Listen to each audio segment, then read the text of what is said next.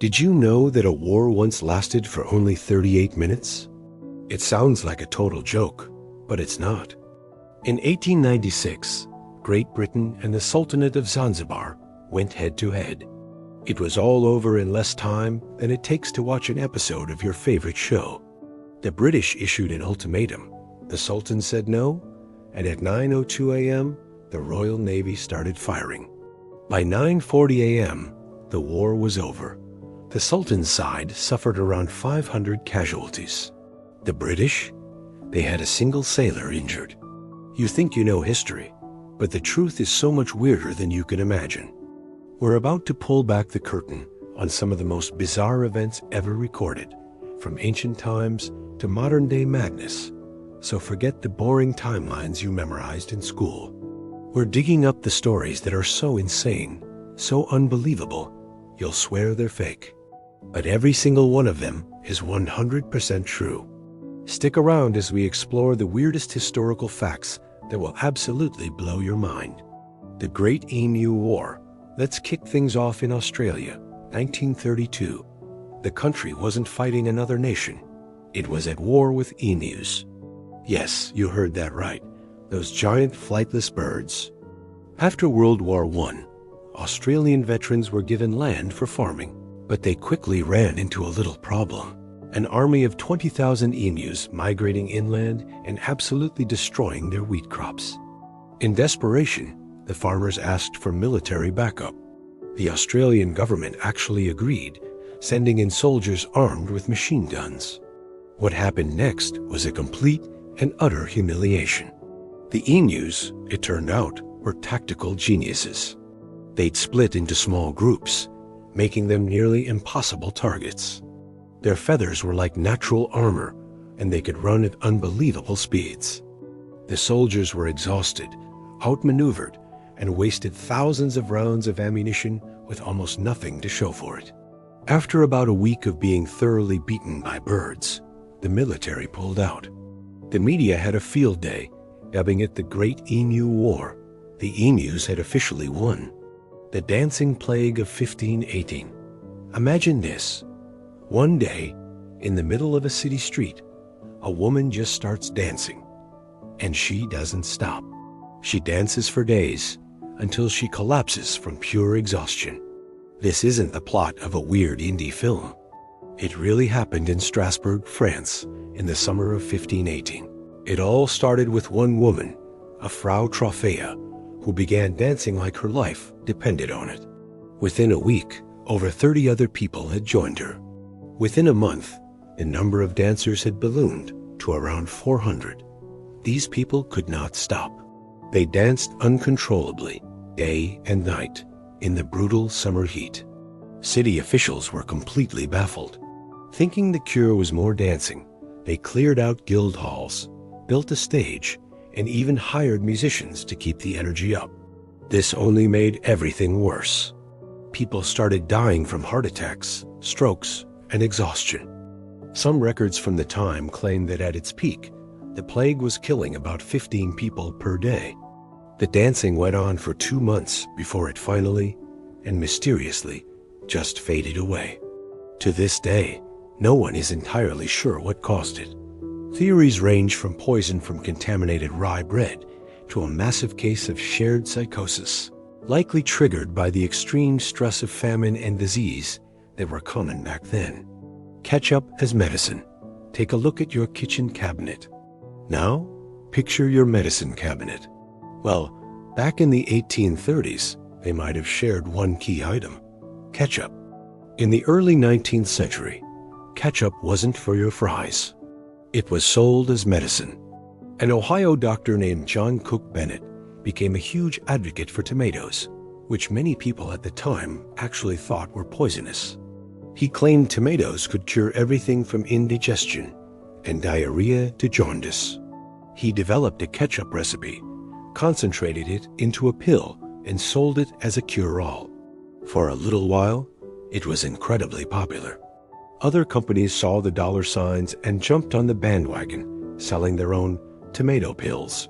The only problem was, a lot of these copycat pills were complete fakes, filled with nothing but laxatives and making all sorts of wild claims.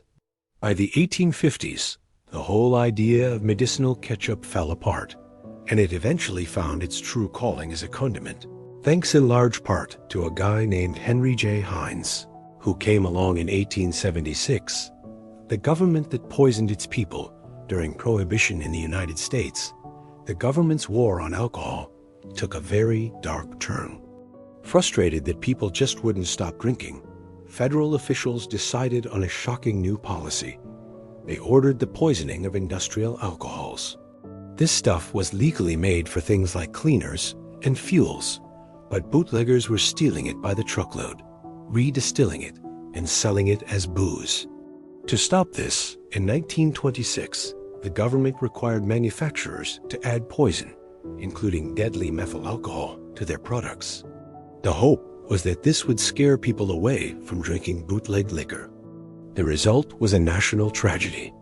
Bootleggers often couldn't get all the poisons out, and thousands of unsuspecting people were sickened, blinded, or even killed.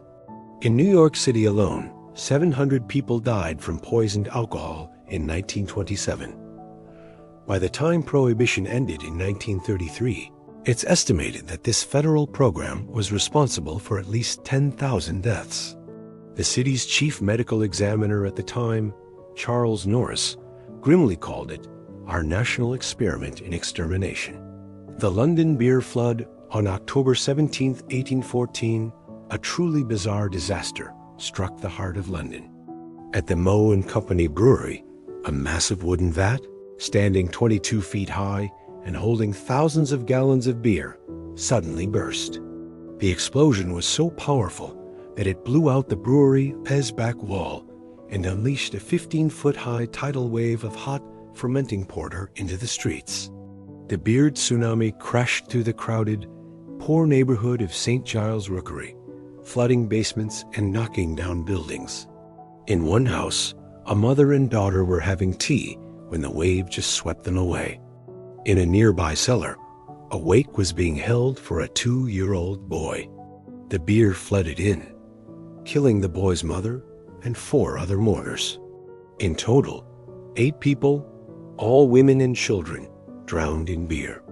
And in a strange legal twist, the whole thing was ruled an act of God, meaning no one was held responsible. The brewery even got a tax waiver for the lost beer, which saved it from going bankrupt. It's just insane to think these things actually happened, isn't it? If you're finding these stories as wild as we do us a quick favor and hit that like button. It really helps the channel out, and we've got a lot more weirdness still to come. Don't go anywhere.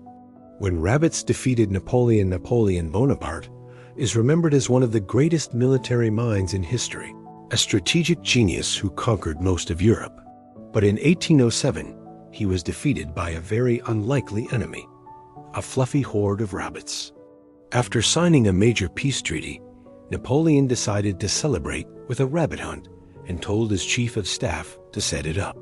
His chief of staff, really wanting to impress the emperor, didn't just find a few wild rabbits. He reportedly gathered thousands of them and kept them in cages. When Napoleon and his hunting party arrived, the cages were opened. But instead of running away in fear, the rabbits, which were domesticated, saw the group of men and thought it was feeding time. An enormous fluffy swarm of bunnies charged directly at Napoleon. At first, everyone thought it was hilarious, but the sheer number of rabbits was overwhelming. They started swarming up his legs and jacket in a relentless, cuddly onslaught. The great conqueror and his men were forced into a chaotic retreat, flailing at the bunnies as they ran back to their carriages. The myth of the president and the bathtub.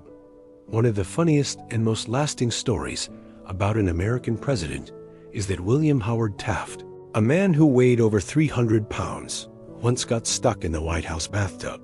It's a fantastic story, but it's almost definitely not true. There is no real evidence to support it, and the story only seemed to pop up decades after he left office. However, the truth is almost as weird. Taft's size did require some special accommodations. After he was elected, A truly colossal bathtub was custom built just for him.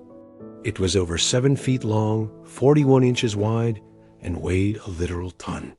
There's even a famous photo of 4 grown men sitting comfortably inside it. So while he never got stuck, he did have a different bathtub mishap. While staying at a hotel, he misjudged how much water his body would displace, and his bath overflowed so badly that it leaked right through the floor and dripped onto the heads of people in the dining room below. The Pope, the cats, and the plague. There's a popular story you may have heard that a 13th century Pope, Gregory X, declared that black cats were instruments of Satan, which led to a mass killing of cats all across Europe. The story usually ends with the ironic twist that this lack of cats allowed the rat population to explode, making the Black Death a century later far, far worse. It's a great tale of historical irony, but historians have pretty much debunked it. The papal bull in question, called Vox in Rama, was a letter about a very specific heretic cult in Germany. It wasn't a declaration against all cats. It mentions a black cat in a satanic ritual, but it never orders a general catpocalypse. On top of that, the bull was issued more than 100 years before the Black Death even started.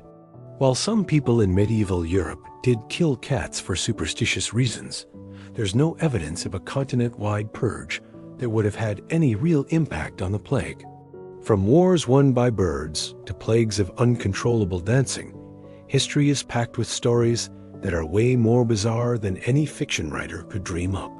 The past isn't just a boring list of dates and names. It's a collection of strange, hilarious, and sometimes terrifying moments that prove the truth is often stranger than we can possibly imagine. We've only scratched the surface of all the weirdness out there, but it just goes to show that the history they never taught you in school is usually the most interesting. Which of these facts shocked you the most? Do you know an even weirder historical event that we missed? Let us know down in the comments. We actually love reading them. And if you want to keep digging up the strangest stories from the past, make sure you subscribe and hit that notification bell so you don't miss our next dive into the bizarre. Thanks for watching.